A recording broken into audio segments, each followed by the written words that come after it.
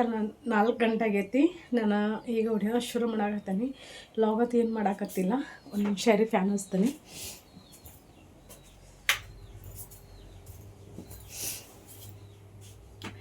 ಯಾಕೋ ಗೊತ್ತಿಲ್ಲ, ಮುಂಜಾನೆಯಿಂದ ನನಗೆ ಒಂಚೂರು ಸಮಾಧಾನನೇ ಮಾಡ್ಕೊಳಕ್ಕಾಗಲ್ದ. ಅಷ್ಟೊಂದು ಬೇಜಾರು.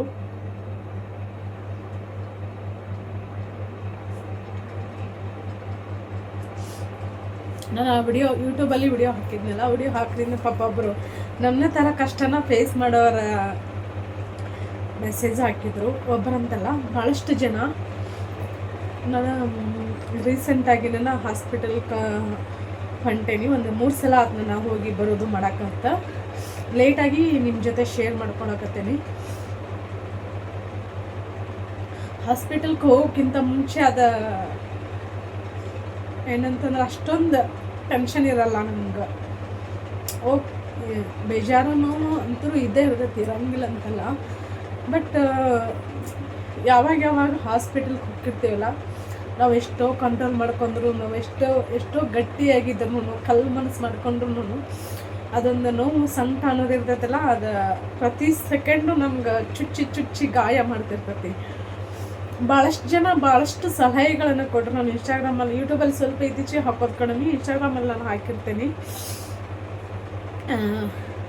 ಅಲ್ಲಿ ಭಾಳಷ್ಟು ಜನ ಭಾಳಷ್ಟು ಅವರ ಎಕ್ಸ್ಪೀರಿಯನ್ಸ್, ಅವರ ಅನುಭವನ ಶೇರ್ ಮಾಡ್ಕೊಂಡ್ರು. IVF ಟ್ರೀಟ್ಮೆಂಟ್ ತೊಗೊಂಡಿದ್ದು ಮತ್ತು ಅದರಲ್ಲಿ ಫೇಲ್ಯೂರ್ ಆಗಿದ್ದು, ಅದರಲ್ಲಿ ಆಗಿರುವಂಥ ಅನ್ಯಾಯಗಳನ್ನು ಎಲ್ಲವನ್ನೂ ನನ್ನ ಮುಂದೆ ಶೇರ್ ಮಾಡಿಕೊಂಡ್ರು. ಫೋನ್ ಸ್ಟೋರೇಜ್ ಆಗೈತಿ. ನಂಗೆ ಹೆಂಗೆ ಆಗಕತ್ ಬಿಟ್ಟಾಗ ಅಂತಂದ್ರೆ, ಏನು ಮಾಡಲೇಬಾರ್ದು ಅಂತ ಮನಸ್ಸಾಗಲಿ ದೇಹ ಆಗಲಿ ಒಂಥರ ಡೆಡ್ ಆದವ್ರ ಥರ, ಆ ಥರ ಭಾವನೆ ಆಗತೈತಿ ನಂಗೆ. ಈಗೇನು ಹಾಸ್ಪಿಟಲ್ಗೆ ಹೋಗೋದು ಬರೋದು ಮಾಡೋಕತ್ತೇನಿಲ್ಲ, ಯಾರ ಜೊತೆನೂ ಮಾತಾಡ್ಬೇಕಂತ ಅನ್ಸಲ್ಲ. ನಮ್ಮ ಮನೆಯವ್ರು ಒಂಚೂರು ಏನಾದರೂ ಅಂದರೆ ಅದು ನಂಗೆ ಅದನ್ನು ತಡ್ಕೊಳ್ಳೋ ಶಕ್ತಿ ಅಂತೂ ಇಲ್ವೇ ಇಲ್ಲ. ಎಷ್ಟೊಂದು ಸಿಟ್ಟು ಬರುತ್ತೆ, ಅಷ್ಟೊಂದು ಕೋಪ ಬರುತ್ತೆ. ಒಬ್ಬಳೇ ಇದ್ದಾಗ ಎಷ್ಟೊತ್ತು ಸಮಾಧಾನ ಆಗಂಗಿಲ್ಲ. ಬಟ್ ದೇವ್ರು ಈ ಥರ ಕಷ್ಟ ಯಾವ ಹೆಣ್ಮಕ್ಳಿಗೂ ಕೊಡಬಾರ್ದು. ರಿಯಲ್ ಆಗಿ ಅದನ್ನ ಅನುಭವಿಸೋರಿಗೆ ಮಾತ್ರ ಗೊತ್ತಿರುತ್ತೆ. ರೀಸೆಂಟಾಗಿ ಫ್ಯಾಮಿಲಿ ಕಡೆಯಿಂದನೂ ಮಕ್ಕಳೇ ಆಗಬಾರ್ದು ಅಂತ ಶಾಪ ಸಹಿತನೂ ಹಾಕಿದ್ರು. ಅವ್ರ ಮನಸ್ಸಲ್ಲಿ ಇತ್ತಂತ ಅನ್ಸುತ್ತೆ. ನಮ್ಮ ಅಪ್ಪ ಅಮ್ಮ ಬಂದಾಗ ಹಂಗೆ ಇಲ್ಲಿ ನನ್ನ ಗಂಡ ಮನೆಯಲ್ಲಿ ಹೇಳಿದರು, ಅವ್ರ ಹೆಸರುಗೊಂಡು ಹೇಳಿದರು, ಇಂಥವ್ರು ನಿನಗೆಲ್ಲ ಹಿಂಗೆಲ್ಲ ಮಾತಾಡ್ತಾರೆ ಬಾ, ಮಾತಾಡ್ತಿರ್ಬಹುದು,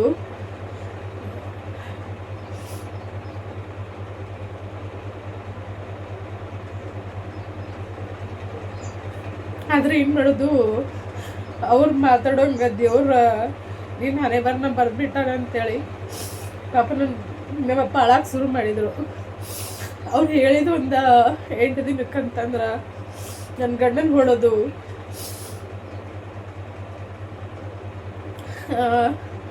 ಹಿಂಗೆ ಮಕ್ಕಳೇ ಆಗಬಾರ್ದು, ಹಂಗೆ ಹಿಂಗೆ ಅಂಥೇಳಿ ಆಸ್ತಿ ಸಲುವಾಗಿ, ದುಡ್ಡಿನ ಸಲುವಾಗಿ.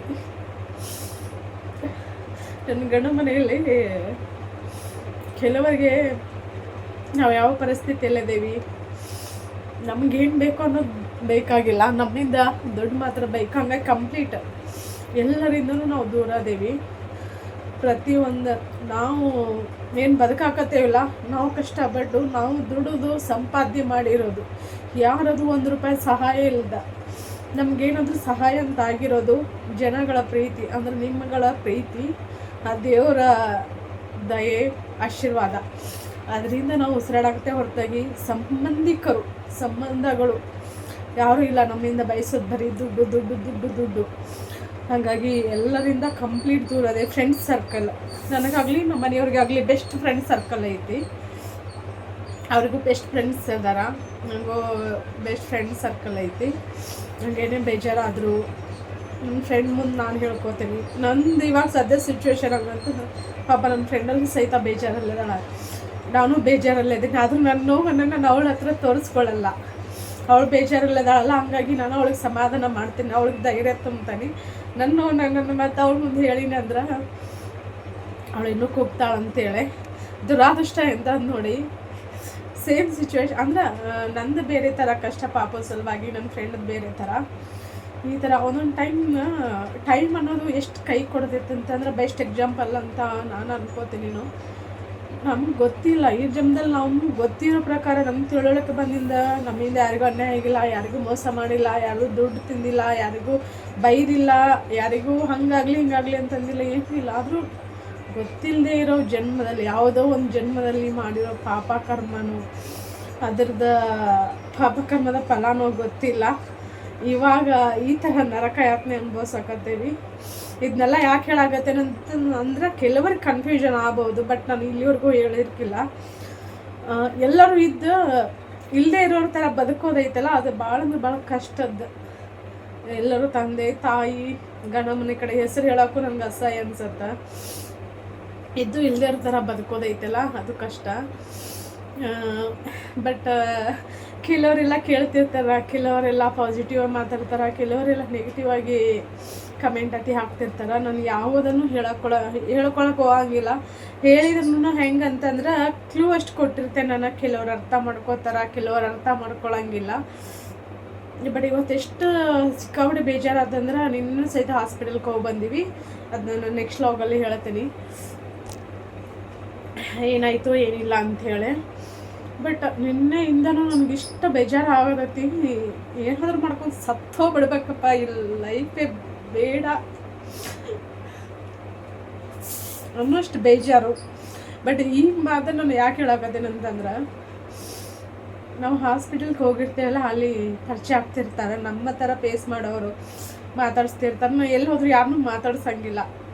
ಹಾಗಾಗಿ ನಮ್ಮ ಎಲ್ಲ ಸಂಬಂಧಿಕರು ಏನು ಅನ್ಕೋತಾರೆ, ಅಯ್ಯೋ ಅವಳ ಹತ್ರ ರೊಕ್ಕ ಐತಿ, ಅದಕ್ಕೆ ಸೊಕ್ಕದ, ಅದಕ್ಕೆ ಮಾತಾಡೋಂಗಿಲ್ಲಕ್ಕೆ, ಅದಕ್ಕೆ ಎಲ್ಲಿ ಬರೋಂಗಿಲ್ಲ ಅಂತ. ಬಟ್ ನನಗೆ ಗೊತ್ತು, ಆ ದೇವ್ರಿಗೆ ಗೊತ್ತು ಅಷ್ಟು. ಹಾಗಾಗಿ ನಾನು ಕ್ಯಾಮ್ರಾ ಮುಂದಷ್ಟು ಮಾತಾಡ್ತೇನೆ, ಅಷ್ಟು ಬಿಟ್ರೆ ನೀವು ಭಾಳಷ್ಟು ಜನ ಅನ್ಕೋತಿರ್ಬೋದು ಭಾಳ ಮಾತಾಡ್ತಿರುಕ್ಮಿನಿ ಅಂತೇಳಿ. ಯಾರ ಜೊತೆ ಅಂದರೆ ಯಾರ ಜೊತೆನೂ ಮಾತಾಡೋದೇ ಇಲ್ಲ. ನಾನು ಮಾತಾಡಿದ್ದು ನನ್ನ ಫ್ರೆಂಡ್ ಜೊತೆ ಅಷ್ಟು ಬಿಟ್ಟರೆ ನಾನು ಯಾರ ಜೊತೆನೂ ಇಲ್ಲಿ ಮನೆಗೆ ಬಂದರೂ ಅಷ್ಟ ಬರೀ ಇಷ್ಟು ಬಿಟ್ಟರೆ ಬೇರೆ ಏನು ಮಾತಾಡೋದಿಲ್ಲ. ನಂಗೆ ಮಾತಾಡ್ಬೇಕಂತ ಅನ್ಸಂಗಿಲ್ಲ, ಮನಸ್ಸು ಕಂಪ್ಲೀಟ್ ಸತ್ತೋಗ್ಬಿಟ್ಟೈತದು. ಹಾಗಾಗಿ ಮಾತಾಡೋದಲ್ಲ. ಪಾಪ ಒಬ್ಬರು ಮಾತಾಡಿದರು, ಅಲ್ಲಿ ಹಾಸ್ಪಿಟಲ್ಗೆ ಹೋದಾಗ ಭಾಳಷ್ಟು ಜನ ಮಾತಾಡಿದರು. ಹಾಗೆ ಮಧ್ಯೆ ಒಬ್ಬರು ಭೇಟಿಯಾದಾಗ ಒಂದೇ ಟ್ರೀಟ್ಮೆಂಟ್ಗೆ ಅವ್ರು ಎಷ್ಟು ಸ್ಟ್ರಗಲ್ ಮಾಡಾಕತ್ತಾರ ಅಂತಂದ್ರೆ ಅದನ್ನು ನನಗೆ ಅನ್ನಿಸ್ತು. ನಾನು ಕಷ್ಟಪಡಾಗತ್ತೆ, ನನಗೂ ಸ್ಟ್ರಗಲ್ ಐತಿ. ನಾನು ಕಷ್ಟಪಟ್ಟು ದುಡ್ದಾಗ ನನಗೂ ₹1 ಸಿಗತ್ತಾ, ಇಲ್ಲಂತಲ್ಲ. ಬಟ್ ಅವ್ರ ಕಷ್ಟ ಮುಂದೆ ನನ್ನ ಕಷ್ಟ ನನಗೇನು ಅನ್ನಿಸ್ಲಿಲ್ಲ. ಅಷ್ಟು ಬೇಜಾರಾಯಿತು ನನಗೆ. ಅವರು ಸಿಚುವೇಶನ್ನ, ಅವರು ಇರೋವಂಥ ಪರಿಸ್ಥಿತಿನ ಕೇಳಿಕೊಂಡು ನೆನೆಸ್ಕೊಂಡು, ದೇವ್ರು ಯಾಕೆ ಈ ಥರ ಮೋಸ ಮಾಡ್ತಾನೆ, ಎಂತೆಂಥವ್ರಿಗೂ ಮಕ್ಕಳ ಕೊಡ್ತಾನೆ, ಎಲ್ಲೆಲ್ಲೋ ಬಿಸಾಕಿರ್ತಾರ, ಸಾಕಾಕಿ ಯೋಗ್ಯತೆ ಇರೋಂಗಿಲ್ಲ, ಮಕ್ಕಳ ಫ್ಯೂಚರ್ ಬಗ್ಗೆ ಯೋಚನೆ ಮಾಡೋಂಗಿಲ್ಲ, ಏನೂ ಇಲ್ಲ ಅಂಥವ್ರಿಗೆಲ್ಲ ಮಕ್ಕಳ ಕೊಡ್ತಾನೆ. ಮಕ್ಕಳು ಅನ್ನೋರಿಗೆ ಒಂದು ಹೆಣ್ಣು ಗಂಡು ಯಾವುದಾದ್ರೂ ಒಂದು ಕೊಟ್ಟರೆ ಸಾಕಲ್ಲಪ್ಪ ದೇವ್ರ ಅಂಥೇಳಿ ಅನ್ಕೋತಿರ್ತೀವಿ. ಬಟ್ ಯಾಕಂತ ಗೊತ್ತಿಲ್ಲ. ಅದು ಹೇಳಿದ್ನಿಲ್ಲ, ಯಾವುದೋ ಜನ್ಮದಲ್ಲಿ ಮಾಡಿರೋವಂಥ ಪಾಪನ ಈ ಜನ್ಮದಲ್ಲಿ ಅನುಭವಿಸಕತ್ತೀವಲ್ಲ. ನಮ್ಮಂಥ ಪಾಪಿಗಡೆಗಳೂ ಯಾರೂ ಇಲ್ಲೇನೋ ಅಂತ ಅನ್ಸುತ್ತಾ. ಒಂದೊಂದು ಸಲ ಗಟ್ಟಿ ಮನ್ಸು ಮಾಡ್ಕೊಂಡ ನಾವ ಲಕ್ಕಿ, ನಾವ ಪುಣ್ಯವಂತರು ಅಂತ ನಮ್ಗೆ ನಾವ ಧೈರ್ಯ ತುಂಬ್ಕೋಬೇಕು. ಅದು ತಡ್ಕೊಳಕ್ಕಾಗಲ್ಲ ನಮಗೆ. ಟ್ರೀಟ್ಮೆಂಟ್ ಇನ್ನೂ ಚಾಲು ಆಗಿಲ್ಲ. ಬಟ್ ಆದಿಂದ ಯಾವ ಥರ ಫೇಸ್ ಮಾಡ್ತೇನಂತ ನಂಗೆ ನಿಜವಾಗ್ಲೂ ಗೊತ್ತಿಲ್ಲ. ಮುಂದೆ ಇಟ್ಟಿರೋ ಹೆಜ್ಜೆ ಹಿಂದಕ್ಕೆ ತಕ್ಕೊಳಕ್ಕೂ ಆಗಲ್ತು. ಬಟ್ ಕಂಟಿನ್ಯೂ ಮಾಡೋಕ್ಕೂ ಮನಸ್ಸು ದೇಹ ಸಪೋರ್ಟ್ ಮಾಡಲ್ಲ. ಒಂದು ಕಡೆ ಏಜ್ ಆಗತ್ತವ, ನೋ ಟೆನ್ಷನ್. ಒಂದು ಕಡೆ ಕೆಲವೊಂದು ಮೆಡಿಕಲ್ ರಿಪೋರ್ಟ್ ನೋಡಿದಾಗ ಸಿಕ್ಕಾಬಟ್ಟೆ ಬೇಜಾರಾಕೈತಿ, ಭಾಳ ತ್ರಾಸ ಆಕೈತಿ. ಫಿನಾನ್ಸಿಯಲ್ ಅಂತಂದ್ರೆ ನಮಗೇನು ಯಾರ್ದು ಸಪೋರ್ಟ್ ಅಂತೇನೂ ಇಲ್ಲ. ನಾವು ಕೊಟ್ಟರು ಬೇಕು ಎಲ್ಲರಿಗೂ. ನಾವು ಯಾರ ಹತ್ರ ಇಲ್ಲಿವರೆಗೂ ಕೈ ಚಾಚಿಲ್ಲ. ಭಗವಂತ ನಮ್ಮನ್ನು ಖುಷಿಯಾಗಿನ ಇಟ್ಟಾನ. ಬಟ್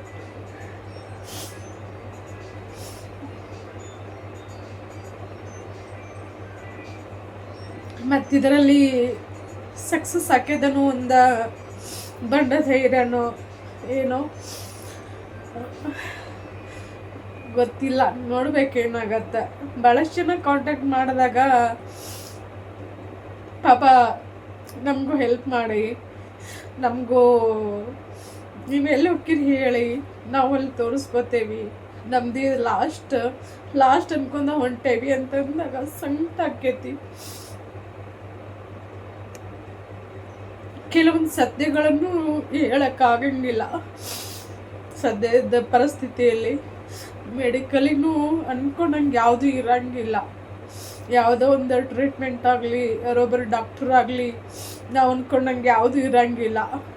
ಸೋಷಿಯಲ್ ಮೀಡ್ಯಾದಲ್ಲಿ ಬರುವಂಥ ರೀಲ್ಸ್ಗಳು ಯಾವುದು 100% ರಿಯಲ್ ಆಗಿರೋಂಗಿಲ್ಲ. ಕೆಲವೊಂದು ಹಾಸ್ಪಿಟಲ್ಗಳದ್ದು ಒಂದು 50% ರಿಯಲ್ ಇದ್ದರೆ ಮತ್ತೊಂದು 50% ಫೇಕ್ ಇರ್ತಾವೆ. ಕೆಲವೊಂದು ಸತ್ಯಗಳನ್ನು ನೋಡಿ ನಾವು ನುಂಗ್ಕೋಬೇಕು. ಬಟ್ ನ್ಯಾಚುರಲ್ಲಾಗಿ ಆದವ್ರಿಗೆ ನಾವು ಮಾತಾಡೋದು, ನಾವು ಹೇಳೋದು ಅದೇನು ಅನ್ಸುತ್ತೆ ಅಂದ್ರೆ ಫೇಕ್ ಅಂತ ಅನ್ಸುತ್ತೆ, ನಾಟಕ ಅಂತ ಅನ್ಸುತ್ತೆ. ಹಾಗೆ ಒಬ್ಬರ ಜೊತೆ ಮಾತಾಡ್ತಾ ಈ ಥರ ಹುಟ್ಟಿಸೋದಿದ್ರ ದೇವ್ರು ಯಾಕೆ ಹೆಣ್ಣಾಗಿ ಹುಟ್ಟಿಸಿದ, ಹುಟ್ಟಿಸ್ಲೇಬಾರ್ದಿತ್ತು. ಯಾವ ಸುಖಕ್ಕಾಗಿ ಭೂಮಿ ಮ್ಯಾಗ ತಂದು ಭಗವಂತ ಇಷ್ಟೆಲ್ಲ ಅನುಭವಿಸಕತ್ತೇವಿ ಅಂತೇಳಿ. ಒಬ್ಬೊಬ್ಬರಿಗೆ ಮನೆ ಇರೋಂಗಿಲ್ಲ, ಹೊಲ ಇರೋಂಗಿಲ್ಲ, ಬಾಡಿಗೆ ಮನೇಲಿ ಇರ್ತಾರ. ಅವರು ಕೆಲ್ಸಕ್ಕೆ ಹೋದಾಗ ಅವ್ರ ಜೀವನ ನಡೀತಿರ್ತೈತಿ. ಅಂಥವ್ರೆಲ್ಲ ಬಂದಿರ್ತಾರಲ್ಲ, ಎಷ್ಟೊಂದು ಸಂಕಟ ಆಕೈತಿ ನನಗೆ. ನಾನು ಅದೇ ಸಿಚುವೇಶನಲ್ಲಿ ನಾನು ಅದನ್ನ ಫೇಸ್ ಮಾಡಾಕತ್ತೀನಿ. ನಮ್ಗೆ ಹೊಲ ಐತಿ, ಮನೆ ಐತಿ. ಹೊಲ ಐತಂದು ನಮ್ಮದು ಭಾಳ ಇಲ್ಲ. 1 ಎಕರೆಷ್ಟು ನಾವು ಬೆಳೆ ಮಾಡ್ತೇವೆ, ಮತ್ತೊಂದು ಎಕರೆ ಬೆಳೆ ಮಾಡೋಕೆ ನಮಗೆ ಸಾಧ್ಯ ಆಗಂಗಿಲ್ಲ. ಇರೋಷ್ಟರಲ್ಲಿ ಚಲೋ ಅದೇವಿ. ಕಷ್ಟಪಟ್ಟು ದುಡಿದು ಏನೋ ಮಾಡ್ಕೊಂಡು ನನ್ನ ಗಂಡನೂ ಅರ್ನ್ ಮಾಡ್ತಾನೆ, ನಾನು ದುಡಿತೇನೆ. ಜಾಸ್ತಿ ದುಡಿಲ್ಲ, ಸ್ವಲ್ಪನಾದ್ರೂ ನಾನು ದುಡಿತೇನೆ. ನಮ್ಮ ಮನೆಯವ್ರು ದುಡ್ದಿದ್ದು ಬಟ್ಟೆಗೆ ಆದ್ರೆ ನಾನು ದುಡ್ದಿದ್ದು ಹಾಸ್ಪಿಟಲ್ಗೆ ಅಂತಕ್ಕೈತಿ, ಎಲ್ಲ ಹಾಕಿರ್ತೈತಿ. ಬಟ್ ನಮ್ಮ ದುರದೃಷ್ಟ ಎಂತ ಗೊತ್ತಾ, ಹೊಲದಲ್ಲಿ ದುಡಿದಿರೋದು ನಾವು ಇಲ್ಲಿವರೆಗೂ ಖುಷಿಯಿಂದ ಇಲ್ಲ ಅಡ್ಡಾಡಕ್ಕೆ, ಉಣ್ಣಾಕ, ತಿನ್ನಕ್ಕೆ ಎದಕ್ಕೂ ಖರ್ಚು ಮಾಡಿಲ್ಲ. ದುಡಿಯೋದು ಹಾಸ್ಪಿಟಲ್ಗೆ ಇಡೋದು. ಒಂದು ವರ್ಷ ನಂದು ಎಕ್ಟೋಪಿಕ್ ಪ್ರೆಗ್ನೆನ್ಸಿ ಆಯಿತು, 1 ವರ್ಷ ಕಬ್ಬಿನ ಬಿಲ್ ಬಂದದ್ದು ಅದಕ್ಕಾಯಿತು, ಮತ್ತೊಂದು ವರ್ಷ ನಮ್ಮ ಅವ್ರಿಗೆ ಆರಾಮಿರಲಿಲ್ಲ, ಅವ್ರಿಗಾಯಿತು. ಅವ್ರಿಗೆ ಕೊಟ್ಟು ನಾವು ಕೆಟ್ಟವರಾದೀವಿ. ನಾವು ಅಷ್ಟೆಲ್ಲ 1,20,000-30,000 ಏನೋ ಬಂದ್ರೂ 1 ವರ್ಷದ ಪೂರ್ತಿ ಅವ್ರಿಗೆ ಕೊಟ್ಟರು ₹1 ಕೊಟ್ಟಿಲ್ಲ ಅಂತ ಎಲ್ಲ ಸಂಬಂಧಿಕರ ಒಂದು ಸುದ್ದಿ ಮಾಡಿ, ಎದಕ್ಕೆ ಬೇಕಾದರೂ ನಾವೇ ಕೊಡೋದು, ನಾವೇ ಮಾಡೋದು, ನಾವು ಅಷ್ಟನ್ನ ಸಂಬಂಧ. ನಮ್ಮ ಗಂಡ ಹೆಂಗೆ ಅಂತಂದರೆ ATM ಇದ್ದಂಗೆ. ಅವ್ನು 9 ವರ್ಷದವ ಒಂದು ಪೋಸ್ಟ್ ಸಹಿತ ಹಾಕಿದ್ದೆ ನನ್ನ ಕಮ್ಯುನಿಟಿ ಪೋಸ್ಟ್. 9 ವರ್ಷದವ ಇದ್ದಾಗ ದುಡಿಯಾಕತ್ತವ ಇಲ್ಲಿವರೆಗೂ. ಒಂದೊಂದ್ಸಲ ನನ್ನ ಗಂಡನ ಬಗ್ಗೆ ನಂಗೆ, ನಾವು ತವ್ರ ಮನೆಯಲ್ಲೆಲ್ಲ 16 ವರ್ಷ ನಾವೇನು ದುಡ್ದಿಲ್ಲ, ಸುಖವಾಗಿನ ಬೆಳೆದು ಬಂದೇವಿ. ಅಲ್ಲಿಕ್ಕಿದ್ರೆ ಇಲ್ಲಿ ಜಾಸ್ತಿ ವರ್ಷ ನಾನು ಬಾಳೆ ಮಾಡ್ತಿರೋದು, ಜೀವನ ಮಾಡ್ತಿರೋದು. ಏನು ಕಷ್ಟ ಅಂತ ಏನು ಗೊತ್ತಿರಲಿಲ್ಲ. ಅದ್ರ ನನ್ನ ಗಂಡ ನೆನೆಸ್ಕೊಂಡಾಗ ಭಾಳ ಬೇಜಾರಾಕೈತಿ. ಅಟ್ಲೀಸ್ಟ್ ಅವ್ರಿಗಾದ್ರೂ ಜಲ್ದಿ ಮಕ್ಕಳಾಗಿ ಏನೋ ಒಂದು ಸಣ್ಣ ಪುಟ್ಟ ಸಹಾಯ ಮಾಡಿದ್ರೆ ಪಾಪ ಅವ್ರದ್ದು ಖುಷಿ ಇರ್ತಿತ್ತಲ್ಲ ಅಂತೇಳಿ. ಅವ್ರೆಂಥ ನನಗಿಂತ ದುರಾದೃಷ್ಟರು ಅವರು. ಯಾಕಂದ್ರೆ ನಾವು ಬಾಲ್ಯದಿಂದ ಮದುವೆ ಆಗೋರಿಗೂ ಕಷ್ಟ ಅನ್ನೋದೇನು ಗೊತ್ತಿಲ್ಲ. ಆದರೆ ಅವ್ರಿಗೆ ಬಾಲ್ಯನ ಅವ್ರು ಯಾವತ್ತೂ ಬಾಲ್ಯ ಥರನ ಅನುಭವಿಸಿಲ್ಲ. ಒಂದು ಜೀತದ ಆಳ ಥರ ಅವ್ರನ್ನ ತಂದೆ ತಾಯಿ ನೋಡ್ಕೊಂಡಿರೋದು. ಈಗಲೂ ಸಹಿತ ದುಡಿಬೇಕು, ಬದುಕಬೇಕು. ಈಗಲೂ ಸಹಿತ ಸಹಾಯಕ್ಕಂತ ಯಾರೂ ಇಲ್ಲ. ಬೇಜಾರಾಕೈತಿ. ನಂದಿನೂ ಒಂದು ವೇಳೆ ಬೆಟರ್ ಅಂತಂದ್ರೆ ಅವ್ರದ್ದು ಪಾಪ ಭಾಳ ಕಷ್ಟ ಅವ್ರು ನೆನೆಸ್ಕೊಂಡಾಗ. ಯಾಕಂದ್ರೆ ಮಕ್ಕಳು ಅನ್ನೋದು ಭಾಳ ಇಂಪಾರ್ಟೆಂಟ್ ಪ್ರತಿಯೊಂದು ದಂಪತಿಗೂ ಸಹಿತ. ನಾವೊಂದು ಕುಂತಾಗ ಏನೋ ಊಟ ಮಾಡೋಕೆ ಕುಂದಿರಲಿ, ಹೆಂಗೋ ಸುಸ್ತಾಗಿ ಬಂದು ಕುಂದಿರಲಿ, ಒಂಚೂರಿಗೆ ನೀರು ತಂದು ಕೊಡು ಅಂದ್ರೆ ಮಗನೋ ನೀರು ತಂದು ಕೊಡ್ರೆ ಅವ್ರು ನೀರು ತಂದು ಕೊಟ್ರೆ ಅದು ಎಷ್ಟೋ ಖುಷಿ ಆಕಿರ್ತೈತಿ. ಸಾರಿ, ಭಾಳಷ್ಟು ಜನರಿಗೆ ಬೇಜಾರಾಗಿರ್ಬೋದ, ಕೆಲವ್ರಿಗೆ ಅದು ನಟನೆ ಅಂತ ಅನಿಸಿರ್ಬೋದ. ಬಟ್ ನನಗೆ ಏನು ಮಾಡಿದ್ರು ಹಾಸ್ಪಿಟಲ್ಗೆ ಹೋಗಿ ಬಂದಾಗ ಏನಿಷ್ಟ ಸಮಾಧಾನನೇ ಆಗ್ತಿಲ್ಲ. ನಂಗೆ ಸಿಕ್ಕಾಪಟ್ಟೆ ಟೆನ್ಷನ್ ಆಗತೈತಿ. ಏನು ಮಾಡಬೇಕು ಏನು ಬಿಡಬೇಕು ಅಂತ ಒಂದು ಗೊತ್ತಾಗ್ತಿಲ್ಲ. ಹಾಗಾಗಿ ನಿಮ್ಮ ಜೊತೆ ಶೇರ್ ಮಾಡಿಕೊಂಡೆ.